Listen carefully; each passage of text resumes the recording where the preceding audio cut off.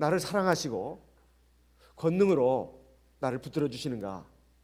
내 생활 속에서 하나님이 나를 정말 지켜주시고 인도하시는가? 여기에 대해서 확신이 안 설 때가 참 많다는 것입니다. 하나님에 대해서뿐만 아니라 내 자신, 하나님 앞에 내 자신이 너무 참 믿음이 형편없는 것 같고, 이런 믿음 가지고 도대체 하나님의 백성이라 할 수 있겠는가, 이런 생각이 들 때가 문득문득 있다는 것입니다. 그런데 그것이 비단 우리의 문제만이 아니라 예수님께서 뽑고 뽑으신 12 사도들도 마찬가지였습니다. 주님께서 십자가에서 우리 모든 인류의 죄악의 값을 치르시고 무덤에 3일 동안 계시다가 부활하셨습니다. 그래가지고 제자들에게 2번이나 나타나셨어요. 참 이것은 놀라운 일이었습니다. 정말 충격적인 일이었죠. 사실 이 제자들이라고 하면은 3년 동안 주님을 모시면서 따라다니면서 하나님의 말씀을 직접 듣고 배운 사람들입니다. 그리고 참 하나님의 본체신 예수님께서 하나님의 권능으로 얼마나 많은 기적이사를 행했냐 이 말이에요. 그것을 친히 목격한 사람들이 바로 예수님의 12 제자들입니다. 그리고 주님의 사랑을 직접 몸소 받은 사람들이 바로 12 사도들입니다. 그런데 예수님께서 십자가에 달리실 것을 예고하시고 했을 때 제자들은 걱정했고 두려워했었고, 정작 예수님께서 십자가에 달렸을 때는 거의 다 도망가 버렸습니다. 그런데 예수님께서 다시 부활하셔가지고 제자들에게 나타나셨던 것도 아주 신기한 역사였습니다. 다 유대인들을 두려워해가지고 지금 한 곳에 모였는데 문을 꼭 닫고 모였는데 그 가운데 주님이 호련히 나타나셨다 이 말이에요. 갑자기 나타나셨습니다. 그 모습에 너무 놀래가지고 이게 귀신이 아닌가, 영이 아닌가 이렇게 생각했지만 주님이 내니 두려워하지 마라. 이리 와서 내 손을 만져보고 내 옆구리에 손을 넣어봐라. 그리고 내인 줄 알아라. 누가복음 24장에 있는 말씀이고 요한복음 20장에 있는 말씀입니다. 이렇게 2번을 나타나셨는데 이 정도 되면 정말 주님이 우리의 구주가 틀림없구나. 저 같으면 이제는 모든 것 다 팽개치고 정말로 온 마음과 몸을 다해서 내 온 일생을 주님과 주님의 나라를 위해서 정말 전폭적으로 살겠습니다. 그런데 오늘 나오는 이 제자들을 보니까 21장 요한복음 21장 1절에 시작되는 말이 그 후에 이랬습니다. 이것은 주님이 제자들에게 2번이나 나타나신 후에 이 말입니다. 왜? 14절에 말씀이 있지 않습니까? 이것은 예수께서 죽은 자 가운데서 살아나신 후에 3번째로 제자들에게 나타나신 것이라. 지금 오늘 이 장면은 예수님이 부활하신 후에 3번째로 주님 자기 제자들에게 나타나신 겁니다. 그러면 앞에 그 2번 나타나신 것도 아주 기적같이 나타나신 것이다 이 말이에요. 사람이 기적이사를 체험하면 참 하나님이 살아계시고 그리고 정말 이 하나님을 생명의 하나님으로 그리고 내 구원자로 철석같이 믿고 따라가야 마땅합니다. 그런데 이 제자들을 보십시오. 이렇게 덜 떨어져도 이렇게 덜 떨어질 수 있단 말입니까? 제자들이 바닷가에서 제자들에게 나타나셨는데 나타나신 일이 이러하니라고 그걸 소개를 하고 있습니다. 2절부터는 그 나타나신 배경 그리고 나타나신 그 장면 그리고 하신 말씀, 행동 이걸 갖다가 기록해 놓은 것입니다. 이것은 오늘 저와 여러분에게 주시는 말씀이기도 합니다. 자, 그러면 이 갈릴리 바다에서 지금 제자들에게 3번째로 나타나셨는데 어떤 상황이겠습니까? 2절에 보니까 시몬 베드로를 비롯해 가지고 총 7명의 제자들이 갈릴리 바다로 고기를 잡으러 갔습니다. 그런데 왜 고기를 잡으러 갔는가? 먹고 살아야 되니까. 아무리 하나님 믿는다 해도 먹고 살아야 되지 않겠습니까? 그래서 그냥 그런 마음으로 갔을까요? 그게 아닙니다. 3절에 보니까 시몬 베드로가 나는 물고기 잡으러 가노라. 나는 물고기 잡으러 가노라. 나 지금까지 주님의 제자라고 부름받아 가지고 3년 반 동안이나 따라다녔지만은, 그리고 정말 주님의 말씀도 많이 배우고 주님을 통해 하나님 말씀도 배우고 하나님의 역사 능력 다 친히 눈으로 목격했지만은 참 나 같은 것이 뭔 제자가 된단 말인가. 내가 그런 사명을 감당할 수는 없는 사람이다. 주님이 아무리 십자가에 죽으시고 부활하셨다 하지만 나는 그런 그릇이 못 돼 하면서 나는 그냥 다시 원래 직업 고기 잡는 일이나 하면서 살아야 될 놈이지, 내가 뭐라고 내가 그런 엄청난 사명을 감당할 수 있단 말이냐. 아마 이런 그 마음이 꽉 거의 차서 그렇게 하는 것이 아닌가. 사실 주님에 대한 실망 또는 의심보다도 자기 자신에 대한 어떤 실망, 낙담, 이것이 더 크지 않았겠는가 하는 생각입니다. 그러니까 다른 제자들도 물론 세베대 두 아들 야고보, 요한 어부 출신들입니다. 그러니까 뭐 따라갈 수도 있는 것이죠. 하지만 나머지 제자들은 보니까 디두모라는 도마, 갈릴리 가나 사람 나다나엘, 바돌로메라고 알려져 있습니다. 그리고 세베대의 아들들, 이건 어부 출신들입니다. 또 다른 제자 둘, 이름은 밝히지 않고 있습니다. 도합 7명입니다. 그 가운데 어부들도 있지만 어부가 아닌 사람도 있단 말이에요. 우리가 뭘 할 수 있겠단 말인가. 그래도 여기 그 어부 경험이 있는 이 사람들, 베드로도 있고 또 야고보, 요한도 있으니까 우리도 같이 따라가서 고기나 잡자. 그래가지고 좀 얻어먹기라도 하고 이렇게 우리도 살아야 되지 않겠나 하면서 갈릴리 바다로 간 것이 아니냐 하는 것입니다. 그런데 그날 밤에 고기를 한 마리도 잡지를 못했습니다. 왜냐하면 여기 3절에 보니까 이 밤에 아무것도 잡지 못하였다 이렇게 나옵니다. 예나 지금이나 갈릴리 호수, 바다라 일컬어지는데 주로 밤에 고기를 잡는다고 합니다. 밤에, 옛날이나 지금이나. 왜? 밤에 고기가 잘 잡히니까. 그 갈릴리 바다에서 고기 잡는 어부들의 그 생활상이라고 합니다. 근데 한 마리도 잡지를 못했어요. 근데 날이 새어갈 때가 됐는데 예수님께서 바닷가에 서셔가지고 있었지만은 제자들이 예수신 줄을 알지 못했다 이렇게 나옵니다. 분명히 사람 한 사람은 서 있는데 누구신지를 몰랐다는 것입니다. 그런데 그 거리가 어느 정도 되느냐, 여기에 8절에 보니까 한 50간쯤 됐다고 나옵니다. 50간이 어느 정도의 거리인가, 현대 오늘날의 그 단위로 계산해 보니까 약 100m 정도라고 합니다. 여러분 어렸을 때 100m 달리기를 해보신 분들은 알 겁니다. 보통 50m를 2번 뛰거나 아니면 100m를 뛰거나 학교 운동장의 크기에 따라서 그렇게 하는데 100m면 상당한 거리입니다. 적어도 사람 한 사람 있는 것은 볼 수 있는 정도죠. 하지만 누군지는 시력이 좋지 않으면 볼 수 없죠. 더군다나 이게 새벽녘입니다. 아직 완전히 밝아지지 않았어요. 명암이 뚜렷하게 구별되는 그런 대낮이 아니다 이 말이에요.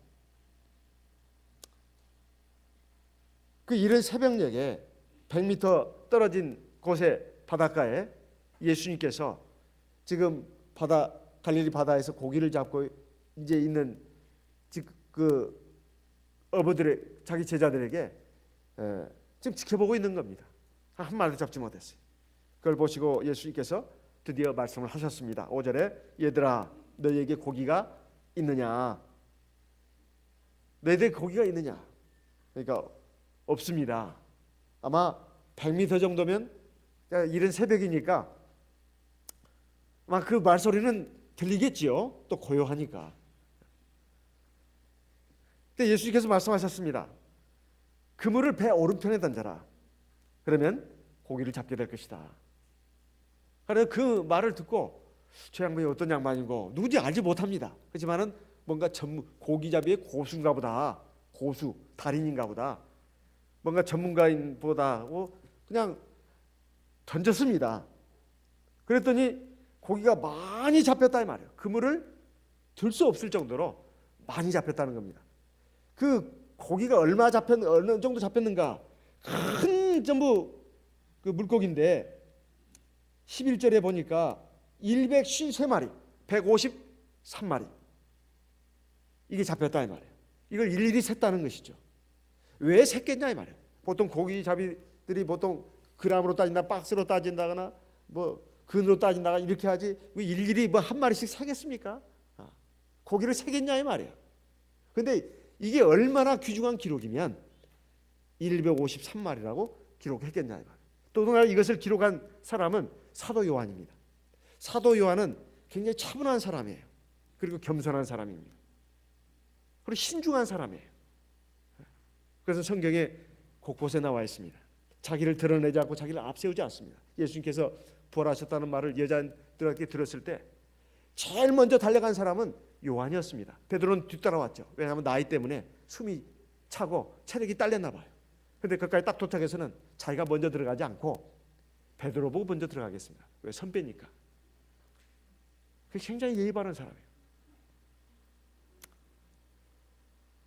그런데 원래 베드로뿐만 아니라 야고보, 요한도 성격이 불같은 사람들이었습니다. 원래는 어느 성에 갔을 때 사람들이 배척하니까 야고보, 요한이 주님, 저 하늘에서 불이 내려가지고 저들을 다 살라서 멸망시키게 하는 게 어떨까요? 엘리야를 생각했던 것 같습니다. 아하시아 왕이 보낸 50부장과 그의 군사들, 엘리야가 하늘에서 불이 떨어지게 해가지고 다 살라 죽이지 않았어요? 이 괘씸한 놈들 같아. 어떻게 하나님의 말씀과 하나님의 뜻을 이렇게 외면하는가? 아마 이런 성정이 있었던 사람입니다. 믿음이 좋은 사람은 또한 불같은 열정도 있습니다. 근데 그 반면에 부족한 부분도 있다 이 말이에요. 근데 그것이 닦이고 깨져가지고 3년 동안에 요한은 굉장히 겸손하고 신중한 사람이 되더랬습니다. 그러면서도 굉장히 세밀하게 관찰하는 것이 있어요. 예수님께 십자가에 돌아가셨을 때 로마 군병이 확인 사살하기 위해서 창으로 예수님의 옆구리를 찔렀을 때 거기서 피와 물이 나왔다. 피와 물이 나왔다. 이것을 본 자가 참이라 증거했다. 이것까지도 세밀하게 기록했어요. 예수님은 사람의 몸을 가지고 오신 참 하나님이다. 그냥 영으로 오신 그런 헛개비가 아니다 이 말이에요. 이것을 세밀하게 기록한 사람이 바로 요한 사도입니다. 그러니까 요한 사도가 물론 순교했습니다. 가장 오래 살았어요. 100세까지. 그래서 반모섬에서 마지막으로 하나님께 계시를, 주 예수께 계시를 받아가지고 요한 계시록을 쓰지 않았겠습니까? 제일 나중에 순교한 사람이 바로 요한 사도인데 100세쯤에 순교한 것으로 많은 역사가들이 보고 있습니다. 그런데 이 100m 정도 거리면 상당한 거리입니다. 그래서 예수님께서 이제 그렇게 말씀을 하셨습니다. 배 오른편에 그물을 던져라. 그러면 얻을 것이다. 그리고 그 잡은 고기가 153마리. 이것은 굉장히 중요한 사건이기 때문에 이렇게 세밀하게 기록을 한 것입니다. 그런데 여기에 왜 이런 것이 일어나게 했는가 하는 것입니다. 이것을 알아본 사람은 요한이었습니다. 7절에 보니까 예수의 사랑하시는 그 제자가 베드로에게 이르되 주시라 하니 시몬 베드로가 벗고 있다가 주라 하는 말을 듣고 겉옷을 두른 후에 바다로 뛰어내리더라. 그러니까 그 7명의 제자 가운데서 지금 100m 떨어진 곳에서 주님이 그것을 알아본 사람은 요한이었습니다. 근데 100m 거리에 있는 그 거리에서 과연 사람의 형체를 정확하게 알아볼 수 있을까요? 주님이 그 제자들이 꾹꾹꾹 문을 닫고 있는데 호련히 나타나셨을 때 제자들은 다 놀랐습니다. 귀신이 아닌가. 그리고 정말 아주 거룩한 모습으로 이제 부활하신 예수님의 모습이 보고 알아볼 수가 없었다 이 말이에요. 그런데 주님이 와서 내 옆구리에 손을 넣어보고 내 손에 못자국을 확인해 봐라. 그리고 나인 줄 알아라. 이렇게 말씀하셔서 비로소 이제 알게 됐다 이 말이에요. 물론 주님의 어떤 형상은 거의 동일했겠죠. 아마 거의 동일했을 겁니다. 그렇지만 100m 거리에 이 사람을 알아본다는 건 쉬운 일이 아니다 이 말이에요. 그런데 어떻게 사도 요한은 알아봤냐 이 말입니다. 그리고 그것을 또 자기 사실은 똑같이 나섰기 때문에 동기입니다. 신앙 동기예요, 신앙 동기. 그런데 이제 연장자니까 이제 베드로에게 알린 겁니다. 형님, 저 예수님 맞습니다. 이렇게 아마 얘기를 했겠죠, 베드로 형님. 그러니까 베드로가 옷을 이제 일을 하다 보니까 옷을 벗고 있다가 겉옷을 두른 거죠. 그리고 바다에 뛰어내렸다 이 말이에요. 주님한테 가기 위해서. 그런데 어떻게 이 요한이 예수님 것을 알아봤냐 이 말이에요.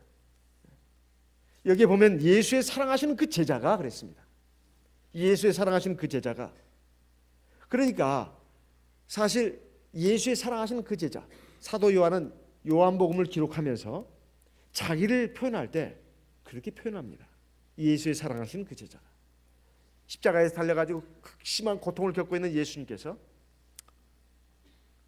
이제 그 밑에서 아주 애처롭고 찢어지는 가슴으로 눈물을 흘리면서 바라보고 있는 마리아를 보면서 여자여 당신의 아들입니다 하면서 요한을 가리킵니다. 요한에게는 네 어머니다. 그런 장면이 바로 요한복음에 기록되어 있습니다. 그러니까 이 요한이 자기 자신을 표현할 때 사랑하시는 제자라고 표현한다 이 말이에요. 자기 이름을 밝히지 않습니다. 이건 참 훌륭한 모습이에요. 자기를 드러내지 않는 것. 그런데 여기서 중요한 것은 사도 요한이 자기를 주님의 사랑하시는 제자라고 말하고 있다 이 말이에요. 예수의 사랑하시는 제자. 사실 예수님께서 사도 요한만 특별히 사랑했겠습니까? 그건 아닙니다. 누구나 다 사랑했습니다. 베드로도, 야고보도, 안드레도, 바돌로메도, 도마도, 유다까지도 끝까지 사랑하셨어요. 다 사랑하시는 제자들입니다. 그런데 그 사랑을 사랑으로 아느냐 모르느냐, 이것이 문제입니다. 사랑을 사랑으로 알지 못한다면 그 사랑이 아니죠. 가룟 유다는 예수님이 사랑을 받고도 그 사랑을 몰랐습니다. 몰랐어요. 이건 제거해야 될 대상으로 알았다 이 말이에요. 그리고 주님을 배반하지 않았습니까? 다른 제자들은 어땠을까요? 주님이 나를 사랑하는 그 사랑을 제대로 알았냐 이 말이에요. 사랑하는 자만이 볼 수 있습니다. 하나님을 사랑하는 자만이 하나님을 볼 수 있어요. 하나님을 사랑하는 자만이 들을 수 있습니다. 하나님을 사랑하는 마음이 없으면 그걸 다른 말로 하면 믿음입니다. 하나님을 향한 믿음은 하나님을 향한 사랑과 같은 말입니다. 같은 말이에요. 믿음과 사랑은 하나입니다. 그게 별개가 아니다 이 말이에요. 믿음 따로 사랑 따로 그건 아닙니다. 믿음과 사랑은 같이 가는 겁니다. 내가 아내를 사랑한다. 내 남편을 사랑한다. 거기는 믿음도 같이 들어있는 겁니다. 내가 아내를 믿는다. 난 내 남편을 믿는다. 내 남편 사랑한다. 그 같이 들어있는 말입니다. 내가 자식을 사랑한다. 내가 부모를 사랑한다. 거기는 믿는다는 말도 같이 들어있는 겁니다. 인간 세상에도 그렇거늘 하나님을 향한 것도 마찬가지입니다. 하나님을 사랑하는 사람은 하나님이 보입니다. 그리고 하나님의 말씀이 들립니다. 하나님을 사랑하지 않는다면 하나님이 보이지 않습니다. 하나님의 역사가 보이지 않습니다. 하나님의 인도하심이 느껴지지 않는다 이 말이에요. 그리고 하나님의 말씀이 들려지지 않습니다. 아무리 들어도 그건 하나님의 말씀으로 들리지 않는다 이 말이에요. 그저 좋은 말씀 그 정도로 느껴지기는 할지언정 하나님의 말씀으로 들리지는 않는다 이 말이에요. 사도 요한이 예수님을 100m 거리에서 알아본 것은 바로 그 때문입니다. 하나님을 사랑하는 그것이 있었기 때문에 가능한 것이었습니다. 오늘 우리도 마찬가지입니다. 하나님을 사랑하는 사람은 육신적인 눈으로 보지 않습니다. 믿음의 눈으로, 영적인 눈으로 보기 때문에 하나님이 보인다 이 말이에요. 그리고 믿음의 육신의 귀로 듣는 것이 아니라 믿음의 귀로, 영적인 귀로 듣기 때문에 하나님의 말씀이 들립니다. 두 번째, 사도 요한이 예수님을 알아볼 수 있었던 것은 지난날 주님께서 자기에게 행하신 권능의 역사를 또렷이 기억하고 있었기 때문입니다. 누가복음 5장에 보면 예수님께서 베드로를 부르신 장면이 나옵니다. 그 유명한 장면 아니에요? 깊은 데 가서 그물을 던져라. 그때 베드로가 한 말은 주여 우리가 밤이 맞도록 밤이 새도록 고기를 그물을 던졌지만 한 마리도 잡지 못했습니다. 그러나 이제 말씀하시니 그 말씀에 의지해서 내가 그물을 내리이다. 그래가지고 깊은 데 가서 그물을 던졌더니 엄청난 고기가 잡혔다. 2배에 가득 잠기게 잡혔다. 근데 그물이 또 찢어지지 않았다고는 장면이 나옵니다. 그 장면을 베드로만 본 게 아닙니다. 누가복음 5장을 보겠습니다. 누가복음 5장 누가복음 5장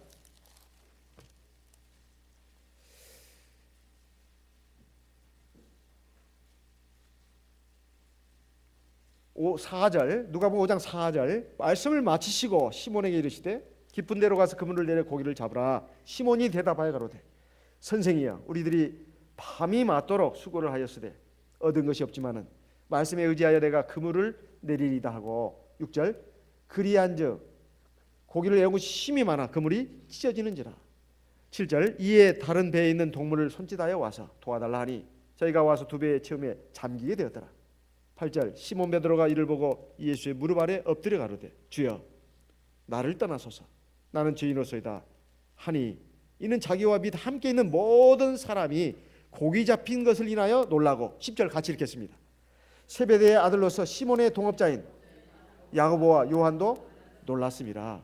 예수께서 시몬에게 일러 가라사대 무서워 말라 이제후로는 네가 사람을 취하리라 하시니 11절 저희가 베드로를 육지에 대고 모든 것을 버려두고 예수를 쫓으니라. 이것은 시몬 베드로에게만 나타난 일이 아닙니다. 동업자 야고보와 요한이 있었습니다. 야고보와 요한도 그것을 직접 보고 체험했다 이 말이에요. 주님의 말씀을 따라서 깊은 데에 가서 그물을 던졌더니 그물이 찢어질 정도로 고기가 엄청나게 잡혔습니다. 그래가지고 2 동무들을 보고 도와달라고 했습니다. 그래서 2배에 가득 채웠는데 물에 잠길 정도가 됐다. 그래서 다 놀랐습니다. 엄청 놀랐어요. 고기가 잡을 수 없는 곳에서 고기를 잡았습니다. 고기를 잡을 때가 아닌데 잡았습니다. 그것도 엄청 잡았습니다. 지금까지 이런 일이 없었어요. 이걸 기적이라고 합니다. 하나님의 역사인 것을 알고 베드로는 아까는 선생이라고 했는데 이제는 주여 이렇게 말합니다. 호칭을 보고도 알 수 있습니다. 그 사람에 대한 태도가 어떤 것인지 알 수가 있단 말이에요. 전에는 선생님 그랬는데 이제는 주님 그럽니다. 그때 예수님은 베드로에게 말했습니다. 네가 무서워 말아라. 이제후로는 네가 사람을 취하리라. 이것은 베드로에게 한 말입니다. 요한에게 야고보에게 한 말이 아닙니다. 그런데 베드로만 따라 나선 것이 아닙니다. 저희가 베드로를 육지에 대고 모든 것을 버리고 예수를 쫓았습니다. 베드로에게 한 말인데 그 옆에 있는 야고보와 요한도 같이 따라 나섰다 이 말이에요. 3년 전의 사건을 지금 베드로가 기억하고 있다는 것입니다. 아니 요한이. 우리가 하나님의 역사하심 이것을 그때그때 놀래고 그때그때 우연이겠거니 또는 그냥 어쩌다 일어난 일이겠거니 그냥 한번 그때 깜짝 놀래고 싹 잊어버리고 이렇게 지나가면 백날 도루묵입니다. 도루묵은 아니라도 진보라도 그냥 찌끔 이렇게 진보밖에 못해요. 그러니까 어떤 문제가 닥치면은 또 우왕좌왕, 또 자기 생각, 또는 세상적인 사고방식, 인간적인 그런 생각 이것으로 자꾸 그냥 나간다 이 말이에요. 그래가지고 어떻게 하나님 앞에서 하나님의 사람으로 하나님의 백성으로 하나님의 자녀로 우뚝 설 수 있냐 이 말이에요. 견고하게 설 수 있겠습니까? 그리고 하나님의 기뻐하시는 온전한 하늘나라 백성으로 성장해 갈 수 있겠냐 이 말이에요. 2번째는 바로 무엇이냐? 우리가 영적인 망각증, 기억 상실증에 걸려서는 안 된다는 것입니다. 하나님이 행하신 일을 우리가 기억을 해야 합니다. 어젯밤에 우하오 목자님이 그 허리띠 그 뻐글이 고장나가지고 그 구멍에 이쑤시개만 하나만 있으면 되겠다고 해서 이렇게 구하려고 보니까 공교롭게 식당이 다 문을 닫았다는 거예요. 그래서 길거리 가다가 하나님께 기도를 했다는 거 아니겠습니까? 기도를 간절히 했더니 딱 그 길거리에 그 옆에 나무 이게 있는데 이게 딱 이쑤시개 하나가, 그것도 깨끗한 거, 누가 쑤시다가 그 고춧가루 묻어 있고 그다음에 기름 묻어 있는 거, 또는 양파 껍질 묻어 있는 이쑤시개가 아니라, 고기 찌꺼기에 묻어 있는 것이 아니라 완전히 새 거, 그것이 딱 하나 딱 예쁘게 놓여 있더라는 거예요. 그래가지고 그걸 가지고 딱 끼웠더니 딱 채워져 가지고 바지가 흘러내리지 않고 갔다는 것입니다. 수문의 어떤 형제님도 마찬가지였습니다. 그때는 옛날에 어려웠죠. 이제 영은회를 하는데, 수문교회 영은회를 하는데 좀 멀리 떨어져 사는 우리 어떤 성도님이 영은회를 가고 싶은데 집에 부모님들은 믿지 않습니다. 정말로 가고 싶은데, 그래서 어떻게 했는가? 하나님께 기도를 했지 않았어요? 집에 쌀을 자기가 가져갈 수는 있지만 그래가지고 돈을 바꿀 수 있지만, 내가 그래도 이제 세례 받고 성령 받아 하나님 백성이 되는데 그걸 훔치고 싶지 않았다 이 말이에요. 집에 쌀 몇 대빵만 퍼내면 되거든요. 집에 쌀이 많으니까. 그렇지만 그렇게 하지 않고 하나님께 기도를 했더랬습니다. 하나님, 영은에 가고 싶습니다. 차비가 없네요. 가서 먹는 거야 그냥 어떻게 먹더라도, 끼어서 먹더라도 차비가 없습니다. 하나님, 차비 좀 이렇게 기도를 했더니, 가다가 길거리 가다가 딱 돈이 떨어졌는데 10원도 덜도 아니고 더도 아니고 딱 그 차비더래요. 세상에. 그걸 가지고 아이고 이거 경찰서에 신고할 수도 있지만, 그때는 옛날에는 그게 없잖아요. 돈 떨어지면 그게 다 자기 돈 아닙니까? 그거 가지고 영은에 가서 굉장히 은혜 받고 왔다고. 그걸 제가 부산교회 갔을 때 수문교회 출신인 어떤 분이 그런 얘기를 하더라고요. 우리 총회에서 일하고 있는 혜선자매, 최혜선자매 아버지 되신 분입니다. 그분의 부인은 지금 집사님이십니다. 그래서 내가 참 신기하네요. 그래서 제가 또 어떤 자매님한테 들은 얘기입니다. 옛날에 또 저희가 청년 시절에 어디를 서울에 와서 어디를 가야 되는데 이 차를 잘못 타가지고, 서울이 복잡하잖아요. 옛날에도 버스를 딱 한 번 타고 갔다가 올 차비밖에, 부산이네, 부산에 가서 생활하는 중에 이제 어디 갔다가 오는데 딱 자기 돈에, 자기 수중에 차비가 왔다가 갔다가 오는 짝 버스 그 한 번씩밖에 탈 수 없는 차비밖에 없었다는 거예요. 그런데 차를 잘못 타가지고, 번호를 잘못 타가지고 엉뚱한 데 됐다는 거예요.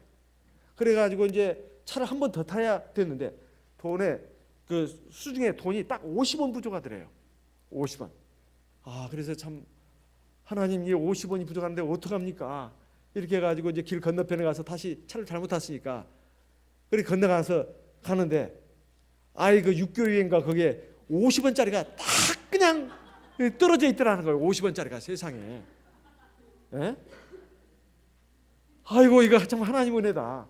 그래가지고 50원을 해갖고 이렇게 차 무사히 타고 왔다는 얘기를 합니다.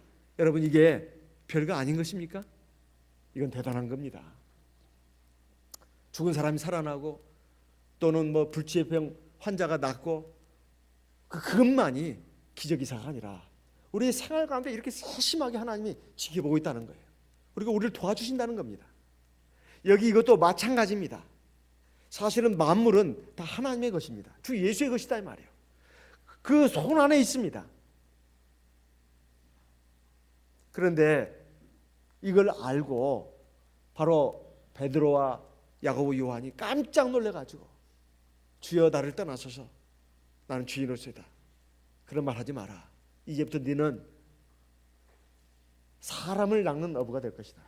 베드로에게 한 말인데, 그 옆에 있는 야고보, 요한도 감동을 해가지고 충격을 받아가지고 모든 걸 다 버려두고 예수님을 쫓았다고 나옵니다. 그 3년 전의 사건을 베드로가 기억하고 있다는 겁니다. 제가 보통 우리 성도님들 만나면 옛날 받은 은혜 좀 제가 자꾸 유도를 합니다. 그래가지고 저는 간증을 수집하니까 좋고, 이 사람은 믿음이 다시 일깨워지니까 좋고, 뭐라고죠? 양득. 그렇지, 양득. 일석이조. 그렇죠.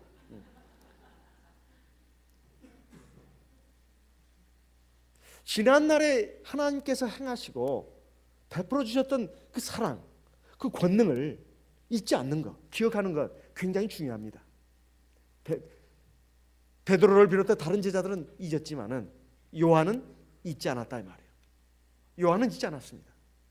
그걸 기억하고 있기 때문에 3년 전의 생각이 영상처럼, 파노라마처럼 쫙 눈앞에 펼쳐졌다 이 말이에요. 주님이 틀림없어요. 비록 100m 거리, 그리고 새벽녘 어스름 아직 동이 완전히 트지 않은 그 거리에서 예수님을 알아봤다고 하는 것은 바로 두 번째 이유는 뭐냐? 지난날 주님께 행하셨던 그 사랑과 권능을 기억해냈기 때문에 그렇습니다. 오늘 우리도 마찬가지입니다. 우리가 지금까지 살아오면서 적어도 자기는 모르겠지만 하나 이상씩 하나님의 권능, 사랑을 체험한 분들이 많습니다. 그런데 종종 하는 말이 내가 왜 이렇게 믿음이 없는지 모르겠다고. 요즘 내가 왜 이렇게 믿음이 없는지 모르겠다고. 내가 이렇게 참 믿음이 없는지를 내가 정말 몰랐다고.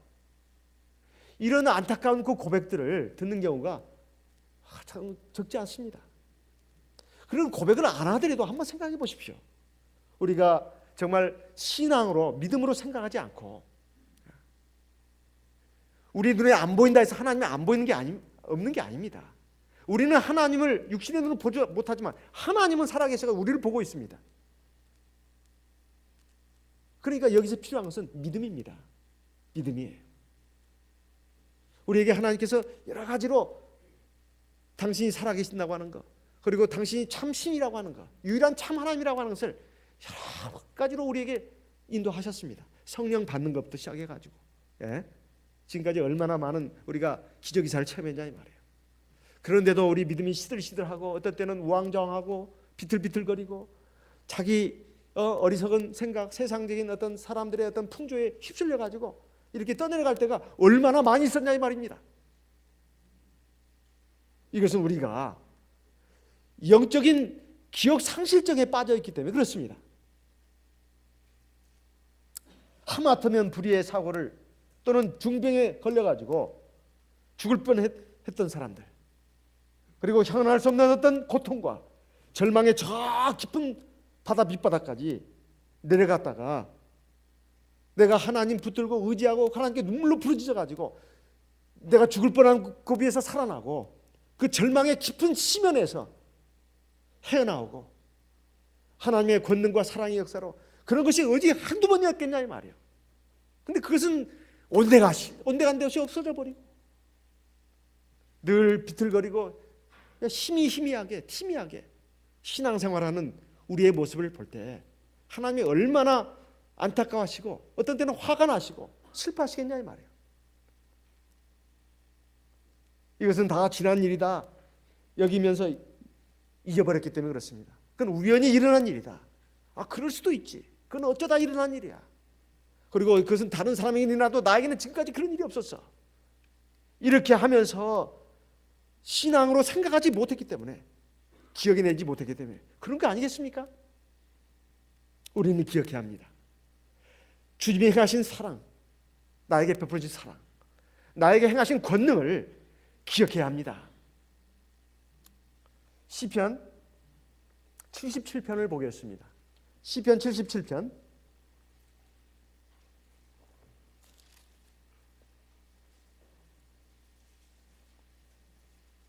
3절, 시편 77편 3절. 내가 하나님을 생각하고 불안하여 근심하니 내 심령이 상하도다. 7절, 주께서 영원히 버리실까? 다시는 은혜를 베풀지 아니하실까? 그 인자하심이 길이 다하였는가? 그 허락을 영구히 평하셨는가? 하나님이 은혜 베푸심을 잊으셨는가? 노하심으로 그 긍휼을 막으셨는가 하였나이다. 10절 같이 읽겠습니다. 또 내가 말하기를 이는 나의 연약함이라. 지존자의 오른손의 해 곧 여호와의 예적 기사를 기억하여 그 행하신 일을 진술하리이다. 또 주의 모든 일을 묵상하며 주의 행사를 깊이 생각하리이다. 우리가 살다 보면 불안하고 고통스러울 때가 한두 번이 아닙니다. 그때 생각되는 것은 하나님이 나에게 은혜 베푸신 것을 이제 잊어버리셨는가? 나를 버리셨는가? 내가 왜 이렇게 고통과 절망 가운데서 내가 신음하고 탄식하고 있는가? 늘 마음이 불안합니다. 밤에 잠이도 잘도 오지도 않습니다. 잠이 깨도 막 그 가슴이 마음이 불안해가지고 일이 손에 잡히지 않습니다. 이런 순간들이 있다 이 말이에요. 그리고 왠지 현실이 불안해 보이고 앞날이 걱정이 된다 이 말이에요. 이런 순간에 우리가 바로 이 시편 기자의 입을 통해서 주신 하나님의 말씀에 귀를 기울여야 합니다. 이건 내 연약함 때문에 그렇습니다. 뭐 연약함 때문에? 우리 신앙의 연약함 때문에. 옛날 주님께서 그 권능의 오른손으로 나에게 은혜를 베푸던 그 시절들을 기억해야 된다 이 말이에요. 그 행사를 깊이 생각을 해야 합니다. 그러면서 하나님의 말씀 뜻도 기억을 해야 되고 주님의 능력도 생각을 해서 우리가 믿음을 바로 세야 합니다. 그래서 성경에 하나님의 많은 선지자들은 하나님의 행하신 일을 기억하라고 우리에게 자기 백성들, 하나님의 백성들에게 촉구하고 있는 것입니다. 그런데 베드로가 이 말을 이제 그 듣고서 어떻게 했는가? 참 사실 고기 잡으러 가면서도 마음이 껄쩍지근했을 겁니다. 껄쩍지근했을 거예요. 내가 이래도 되는가? 그렇지만 어쩔 수 없어. 내 그릇은 이것밖에 안 돼. 나는 별 수 없는 사람이야. 이렇게 살아야지. 송충이는 솔잎을 먹고, 그다음 뭐예요? 메뚜기는? 내가 그런 걸 잘 못하겠어요. 메뚜기는? 나다를 먹어야지. 그러면서 이제 하는데 그래도 이러면 안 되는데 하면서도 갔다 이 말이에요. 그런데 주님이시라는 말을 요한이 딱 말해주는 순간 겉옷을 두르고 고기 잡은 것이 문제가 아니에요. 고기 잡으신 건 문제가 아니야. 그냥 당장 뛰어들었습니다. 그래가지고 주님 앞에 막 달려갔다 이 말이에요. 제일 먼저 뭐라고 달려갔을까요? 주님, 님 하면서 막 달려갔겠죠? 주님,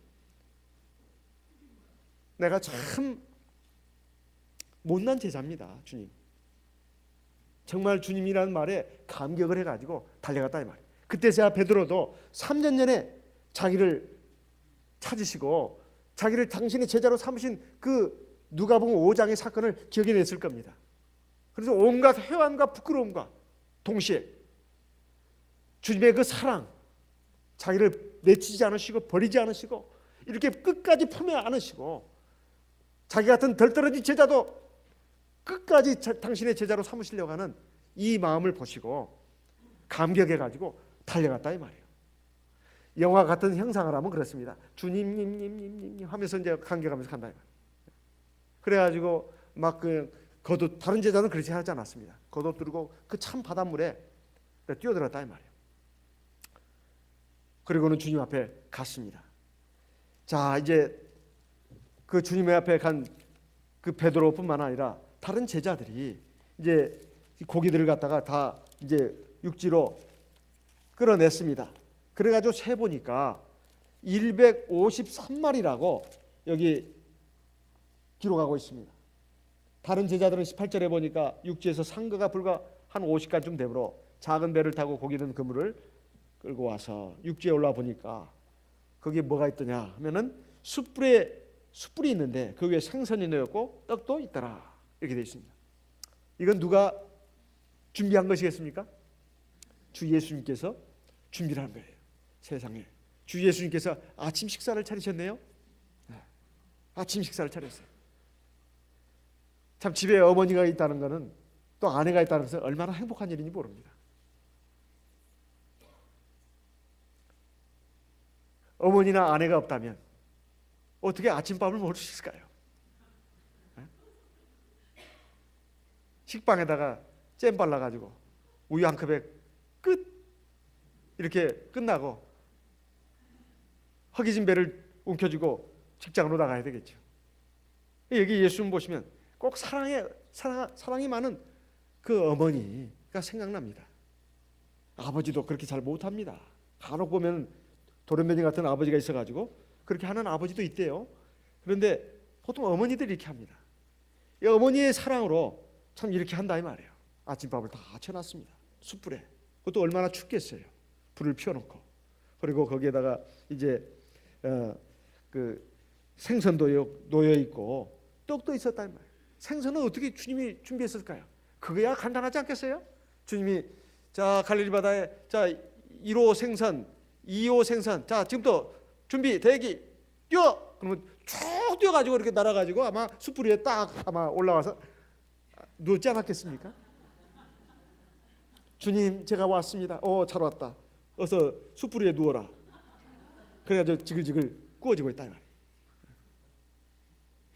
그런 생선들입니다. 근데 주님이 또 말씀하셨습니다. 10절에 예수께서 가라사대 지금 잡은 생선을 좀 가져와라. 자, 그 생선도 가져와라. 그래가지고 같이 이제 바베큐 파티가 벌어졌다. 생선 바베큐 파티. 그래가지고 시몬 베드로가 이제 또 올라가서 그물을 육지에 끌어올렸습니다. 그래서 그 고기가 큰 고기가 153마리라고 나오는데 이번에는 신기하게도 그렇게 많은 고기를 잡았는데도 그물이 찢어지지 않았습니다. 그 누가복음 5장에 처음 부를 때와는 좀 다른 상황이었어요.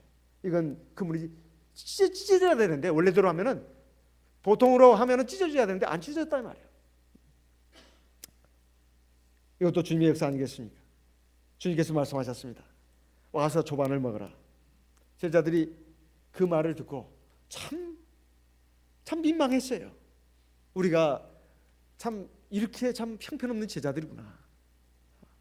주님이 두 번이나 부활하셔가지고 두 번이나 우리를 만나주시고 우리에게 사명감도 일깨워주시고 어떻게 하나님 앞에서 살아야 할 것인지 신앙으로 어떻게 살아야 될 것인지 이걸 조목조목 얘기를 해주셨는데도 우리는 아직도 이렇게 신앙이 형편없어가지고 육신의 삶 이런 것에 그냥 붙들려가지고 그냥 이렇게 세상의 바다로 나왔는데 주님은 우리 같은 것들도 내치지 않으시고 이렇게 다시 불러 모아셔가지고 세상에 이게 아침까지 지어놓고 우리를 지금 맞아주시네.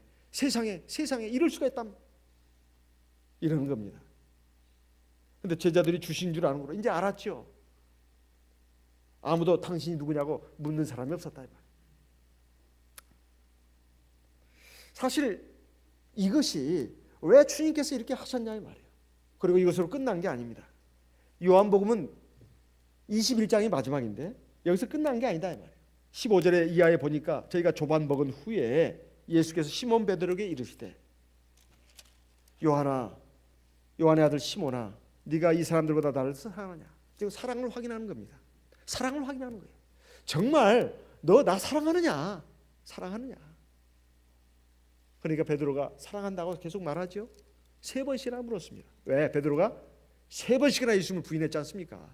그러니까 3번을 또 묻는 거예요.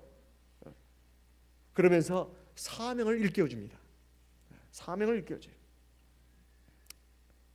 자, 18절에 보면 네가 이제 앞으로 어떻게 될 것인지를 쭉 얘기를 해줍니다.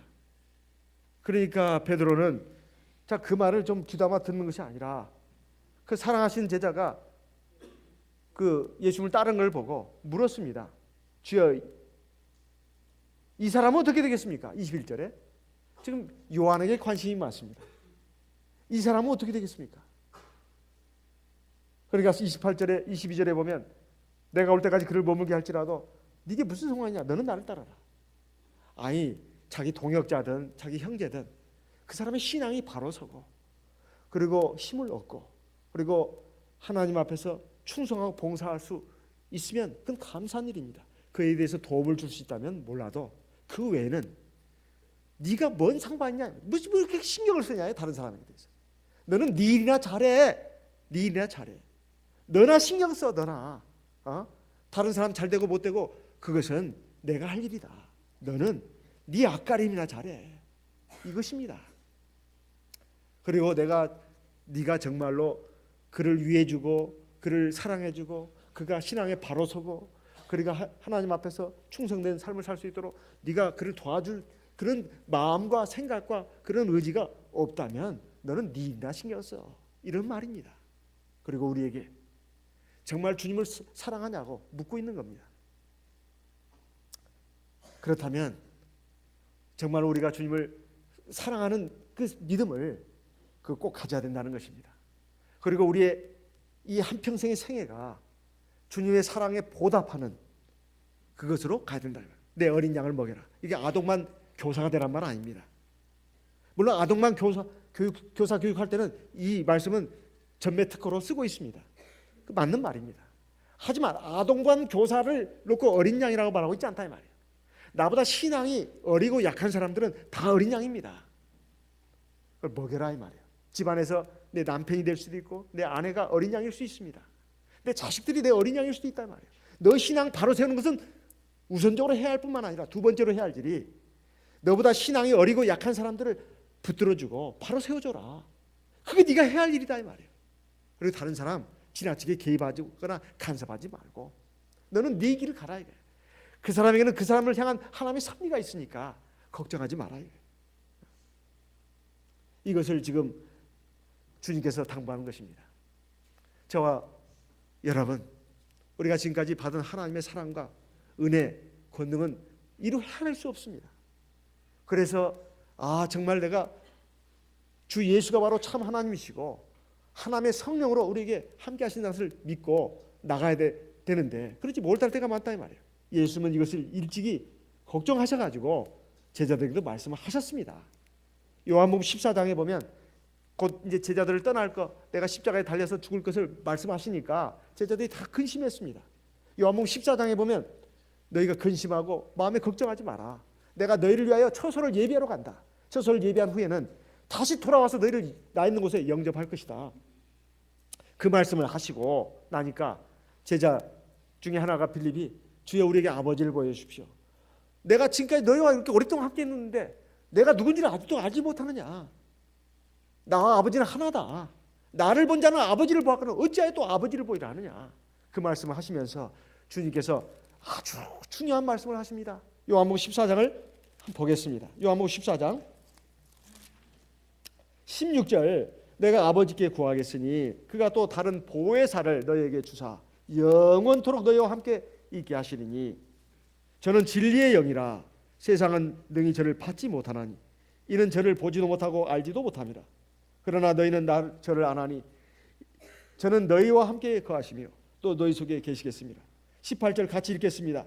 내가 너희를 고와 같이 버려두지 아니하고 너희에게로 오리라. 조금 있으면 세상은 다시 나를 보지 못할 터이로되 너희는 나를 보리니 이는 내가 살았고 너희도 살겠습니다. 20절 또 같이 읽겠습니다. 그날에는 내가 아버지 안에 너희가 내 안에 내가 너희 안에 있는 것을 너희가 알리라. 21절 나의 계명을 가지고 지키는 자라야 나를 사랑하는 자니 나를 사랑하는 자는 내 아버지께 사랑을 받을 것이요 나도 그를 사랑하여 그에게 나를 나타내리라.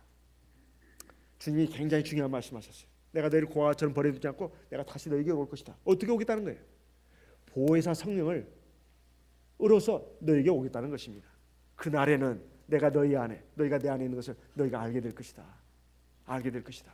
또 하나 나의 계명을 가지고 지키는 자라야 나를 사랑하는 자다. 나를 사랑하는 자에게 내가 그에게 나를 나타내 줄 것이다. 사실 이 제자들이 이런 말을 들어도 오늘 요한복음 21장이 이제 이 마지막으로 해서 요한복음 20장이 끝났습니다. 그런데 정말로 이 제자들이 진짜 목숨 걸고 완전히 주님의 제자가 돼가지고 하게 된 것이 언제인 줄 아십니까? 오순절날 사도행전 2장 오순절날 성령 강림 그리고 성령을 받은 후로부터 완전히 변화가 됐습니다. 목숨을 걸고 자기의 온 마음과 몸을 다해서 하나님의 나라와 의를 위해서 자기 삶을 다 바쳤다 이 말이에요. 그것이 오순절 성령 강림 이후로 일어난 일입니다.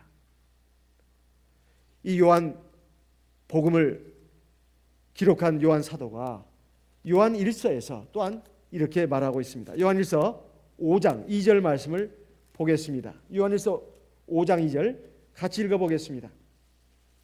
요한 1서 5장 2절 같이 읽어보겠습니다.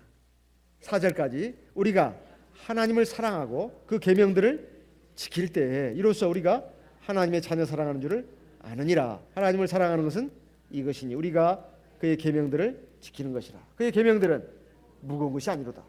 4절 대저 하나님께로서 난 자마다 세상을 이기느니라. 세상을 이긴 이김은 이것이니 우리의 믿음이니라. 오늘 예배 시간에 처음 찬송으로 부른 그 내용이 우리가 세상을 뭘로 이긴다 했죠?